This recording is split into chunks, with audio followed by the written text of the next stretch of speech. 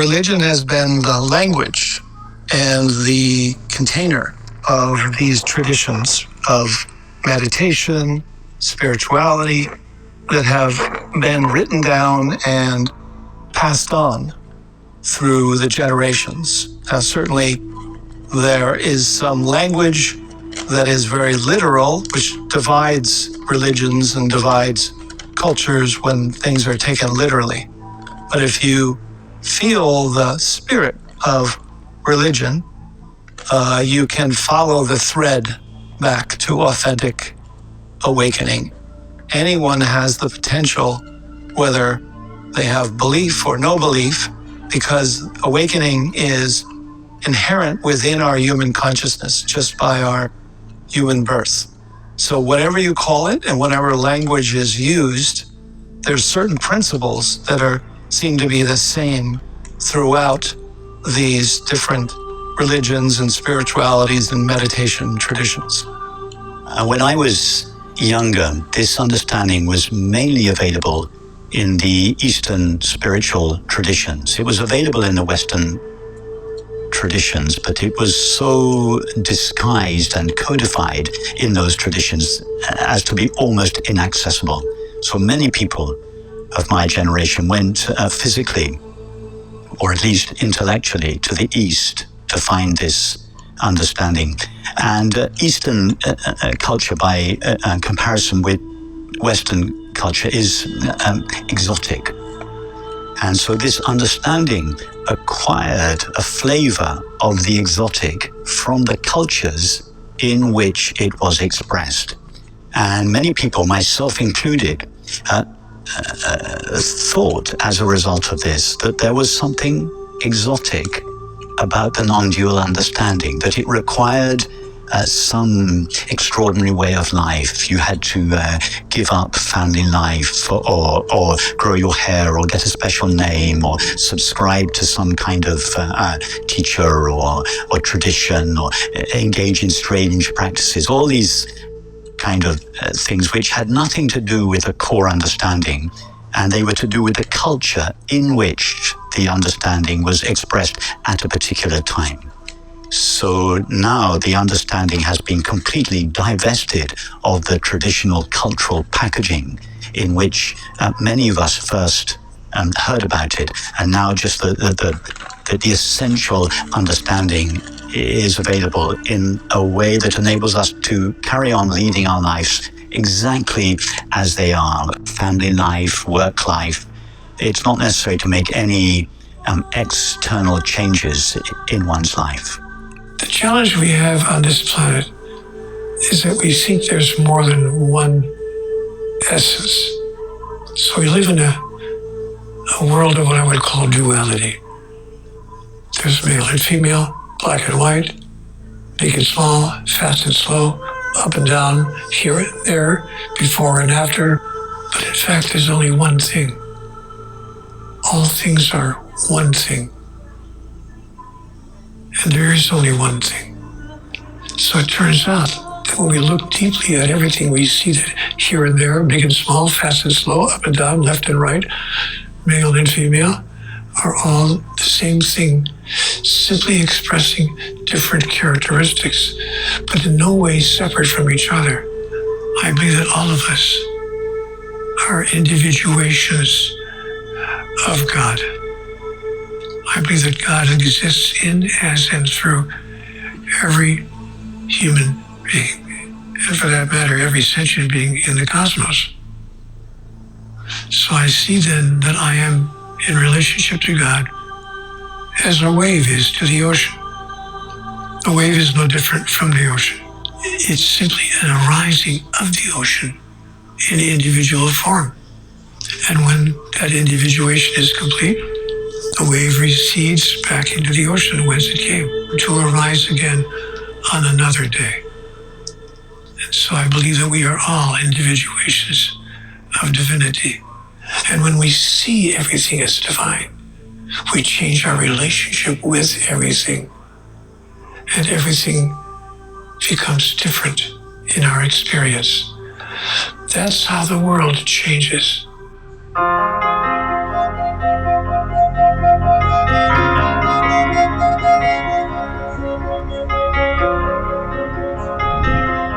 consciousness is the ultimate reality of the universe. So we might well ask, if consciousness is the ultimate reality of the universe and everything and everyone is obviously that, then how come that the world appears to us as a multiplicity and diversity of discrete and independently existing people and animals and things, all made out of stuff called matter? How can we reconcile this statement that consciousness is the ultimate reality of the universe when it appears as a multiplicity and diversity of objects made out of matter? So the evidence that I'm using to suggest that consciousness is fundamental has many aspects to it. One is that physics itself says that space-time isn't fundamental, and evolutionary theory also agrees that space-time and physical objects are not fundamental reality. Now, both of those theories tell us only that space-time is not fundamental. They don't tell us what is beyond space-time. And so my argument is that what the physicists are finding beyond space-time, they're finding mathematical structures, but what those are about is not really clear. What is this realm beyond space-time about? And so I'm proposing that the realm beyond space-time is about consciousness. And I would suggest that infinite consciousness has the ability to localize itself as numerous separate subjects of experience. That is, all sentient beings, all people, all animals. Each of us are localizations of infinite consciousness, in infinite consciousness, made only of infinite consciousness, from whose perspective it views its own activity as the outside world. So what appears to us as a world made out of matter, from our localized perspectives, is, from the point of view of reality, simply the activity of the one infinite consciousness. In other words, in the ultimate analysis, there are no discrete or independently existing things or people. There is one infinite, indivisible whole, the unity of being, that is only refracted into an apparent multiplicity and diversity of objects and things when the one looks at its own activity through the perceiving faculties of the finite mind. If we are awake, we realize that there's one awareness that is disguised as all of these different beings on the planet. One awareness shining through everyone's eyes. Then we literally see ourselves in others, and that tendency to operate as an ego, the tendency to take for oneself falls away because we directly realize the truth. The truth is that we're all one consciousness. The experience of my spiritual self was only possible in the realm of the physical for a very good reason. Because only in the realm of the physical was the opposite available. In other words, just to use a simple example, if I wanted to experience myself, if I could speak metaphorically, as the light, I couldn't experience being the light if I was amidst the light, nothing else around me but the light, which is a perfect definition of the realm of the spiritual. So it come to a realm which I call the realm of the physical, where there is something other than the light. Because if I want to experience myself as the light, not just know myself as that, but experience it, I could only do that where there was the opposite of the light, in this case, the darkness. So I brought myself to the physical realm where the light and the dark exist simultaneously.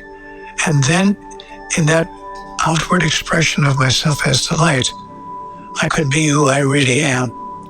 This understanding suggests that behind our differences, we are all the same being, not a similar being, but we are all literally one, the same being. And love is the felt experience of this oneness or shared being. It's a theorem of our theory that there is ultimately one consciousness. So we have this dynamics of many, many conscious agents, but the theory tells us that ultimately all those conscious agents are really just projections of a single one consciousness. The current paradigm in science has, and it has been for centuries, is that space and time are the fundamental nature of reality. They're irreducible, and they are the foundation of everything. And prior to Einstein, space and time were viewed as separate. Now space and time together, unified into space-time, are viewed as the fundamental nature of reality. And science has then assumed that space-time and objects in space-time are the foundational reality. And so, for example, when we talk about consciousness itself then must be somehow a product of objects in space and time. In that physicalist framework, space and time and physical objects, without any consciousness, are the fundamental reality. And consciousness comes later on in the evolution of the universe, right? So that the Big Bang, there was no consciousness, there was just space-time and energy. The energy coalesced into massive particles, and eventually life emerged after who knows how many millions or hundreds of millions or billions of years. Then after that, consciousness came even later. From that point of view, when you die, the physical complexity that gave rise to consciousness dissolves, and so your consciousness dissolves. And so the physicalist framework really does eliminate consciousness as a fundamental thing altogether, and says that when your body dies, your consciousness goes with it. From this other point of view, what I've done with my colleagues is we used evolutionary theory to point out that it's an implication of evolutionary theory that space and time is not fundamental. So the physicalist interpretation of evolution is wrong. The idea that space and time and particles somehow have evolved to human organisms is the wrong framework, because space-time itself is not fundamental. We're positing a dynamics beyond space-time that's much richer, the dynamics of consciousness. What we do not do is throw away our old theories. When physicists say space-time is doomed, that doesn't mean we no longer pay attention to Einstein. Absolutely not. We pay attention to Einstein. Any new theory beyond space-time that the physicists come up with better project into space-time and give us back Einstein, and it better give us back quantum theory, or you're wrong. Right? So all of our old theories are wonderful, wonderful friends, and we're going to keep them as special cases of a deeper theory. So in our theory of consciousness, we have to do the same thing. We can't just propose anything we want. We have to have a theory of consciousness that projects and gives us back space-time, it gives us back quantum theory, it gives us back special and general relativity, and it gives us back evolution by natural selection. If we cannot do that in precise mathematical detail, then there's no reason for scientists to take our theory of consciousness seriously. It's as if infinite consciousness puts on a virtual reality headset, as if infinite consciousness puts on a VR headset made of thinking and perceiving. And in doing so, the moment it puts on the VR headset, it localizes itself within its own activity. And through that headset, it looks out through the perceiving faculties of a finite mind, seeing, hearing, touching, tasting, and smelling. And it fragments the unity of its own being and makes it appear as 10,000 things. What I'm suggesting is that there is very much more to the universe than the finite mind. I'm not suggesting that the universe only appears in each of our finite minds. The universe exists outside of our finite mind, but inside consciousness. But it is the limitations of our finite mind that give the universe its appearance. So when we look out at the universe, we're seeing the reality that exists prior to its being perceived. But we are seeing it through the lens of our perceiving faculties, which gives it its appearance.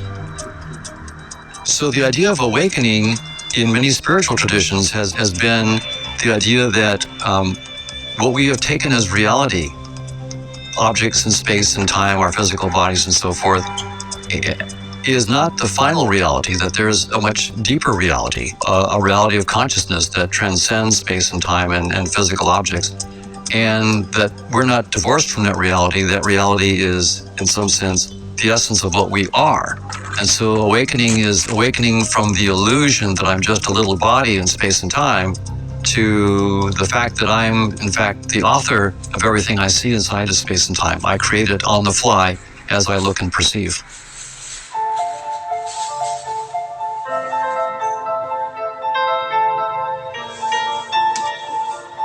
One becomes awakened by recognizing that what we essentially are is already fully awake, fully aware, complete, whole, fulfilled, at peace. It's like asking how does the sun become illuminated? Its nature is light. It is already fully illuminated. The nature of our essential being is already peace and happiness. It's not clear to us all because our essential being is so thoroughly mixed with the content of experience that its innate peace and happiness is dimmed by experience. And for that reason, we think that our essential being needs to be enlightened. No, our essential being doesn't need to be enlightened any more than the sun needs to be lit up in the early morning. The sun's always shining with the same brightness. Our essential being is always shining with the same peace and joy. But that peace and joy are